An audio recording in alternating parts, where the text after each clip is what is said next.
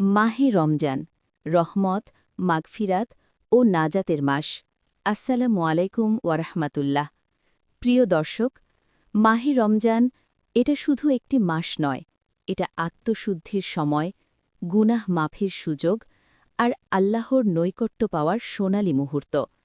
রমজান হল সেই মাস যে মাসে নাজিল হয়েছিল পবিত্র কোরআন, যে মাসের প্রতিটি রোজা আমাদের ধৈর্য শেখায়, ক্ষুধার মাঝে কৃতজ্ঞতা শেখায় আর দোয়ার মাঝে চোখের পানি ঝরাতে শেখায়। এই মাস ৩টি ভাগে বিভক্ত। প্রথম ১০ দিন রহমত, দ্বিতীয় ১০ দিন মাগফিরাত, শেষ ১০ দিন নাজাত।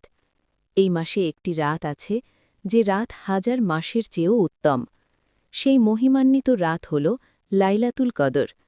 রমজান আমাদের শেখায় নিজেকে বদলাতে, নামাজে দাঁড়াতে, কোরআনের সাথে সম্পর্ক গড়তে, মানুষকে ক্ষমা করতে।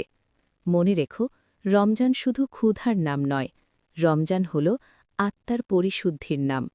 শুধু না খেয়ে থাকা নয়, বরং চোখ, কান, জিহ্বা সবকিছুকে গুনাহ থেকে হেফাজত করা।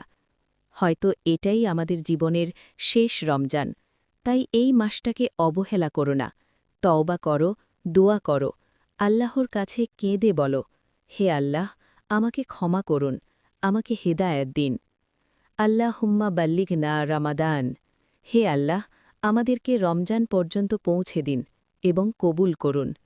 প্রিয় দর্শক, ভিডিওটি যদি তোমার ভালো লাগে, লাইক, কমেন্ট ও শেয়ার করতে ভুলো না।